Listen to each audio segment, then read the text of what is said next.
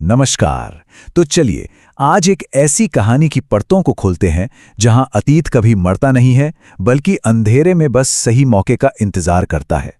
आज हम समझने की कोशिश करेंगे प्रतिशोध की उस गूंज को जो एक घने अंधेरे जंगल से उठ रही है।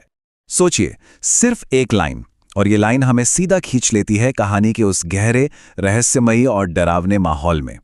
एक ऐसा जंगल जो अपने अंदर न जाने कितने ही राज दबाए बैठा है, और एक ऐसा किरदार जो अपने ही अतीत से भागने की कोशिश कर रहा है।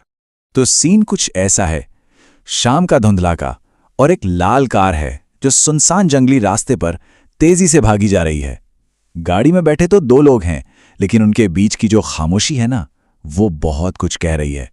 हवा में एक अजीब सा तनाव है, एक बेचैनी। अब देखिए इन दो किरदारों को।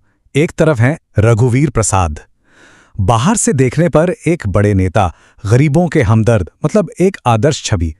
और दूसरी तरफ है दीपक, उनका भरोसेमंद वफादार ड्राइवर।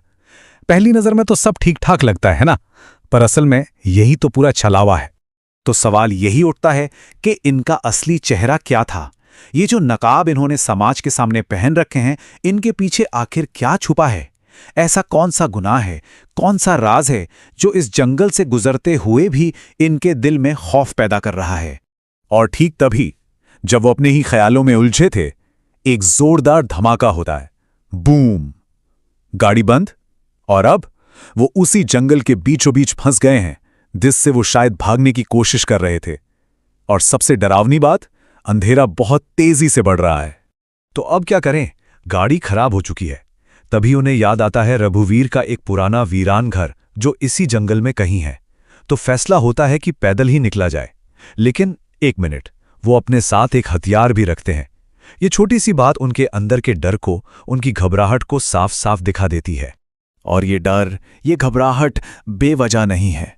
असल में ये सफर सिर्फ एक वीरान घर की तरफ का सफर नहीं है। नहीं, ये सफर उन्हें वापस खींच रहा है, उनके अतीत की तरफ। उसी अतीत की तरफ जिसे उन्होंने सालों पहले इसी जंगल में कहीं दफना दिया था। तो हुआ ये था, रघुवीर ने अपने लालच के चलते पूरे जंगल पर कब्जा कर लिया था। अब जाहिर है, वहां जो आदिवासी लोग सालों से रह रहे थे, उन्होंने विरोध किया। और उस विरोध का जवाब कैसे दिया गया? उनकी झोपड़ियों में आग लगाकर। ये एक सोचा समझा क्रूर अत्याचार था, जिसकी वजह से ज्यादातर लोगों को अपना घर, अपनी जमीन, सब कुछ छोड़कर भागना पड़ा।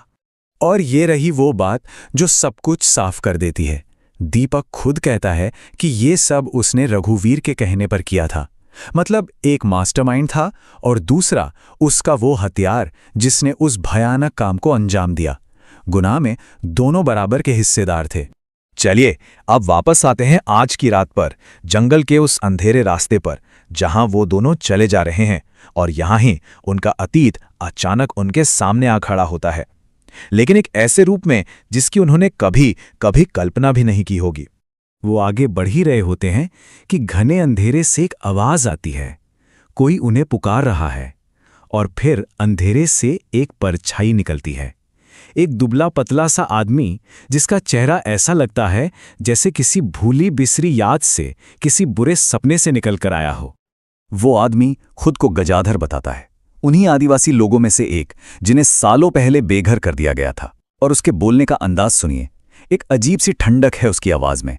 ऐसा लग रहा है जैसे वो सिर्फ बात नहीं कर रहा, वो हिसाब याद दिला रहा है।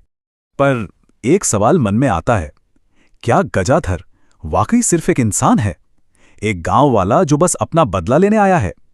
या फिर वो कुछ और है? हो सकता है वो इस जंगल की ही आत्मा हो, या फिर उन सभी बेघर हुए लोगों के दर्द का एक जीता जागता प्रतीक।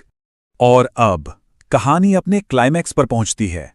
वो तीनों उस पुराने वीरान घर के अंदर हैं, एक ऐसी जगह जहां सालों से बंद पड़ा इंसाफ अब अपना फैसला सुनाने वाला है। घर के अंदर का माहौल बहुत अजीब है। हवा में एक भारीपन है, और फिर अंधेरे से फुसफुसाहटें आने लगती हैं। सिर्फ एक नहीं बल्कि कई आवाजें एक साथ उनका नाम पुकार रही हैं। ऐसा लगता है मानो उस घर की दीवारें भी उनसे बात करना चाहती हैं। और फिर होता है प्रतिशोध का पहला वार। अचानक दीपक का जला हुआ शरीर कमरे में आकर गिरता है। एक पल के लिए सब कुछ थम जाता है। रघुवीर की तो जैसे रूह ही कांप जाती है। खेल शुरू हो चुका था। तभी गजाधर अंधेरे से बाहर आता है और सीधे सीधे रघुवीर पर इल्जाम लगाता है। वो साफ साफ कहता है कि वो उस रात का सच जानता है। अब पर्दा उठ चुका है, कुछ भी छिपा नहीं है।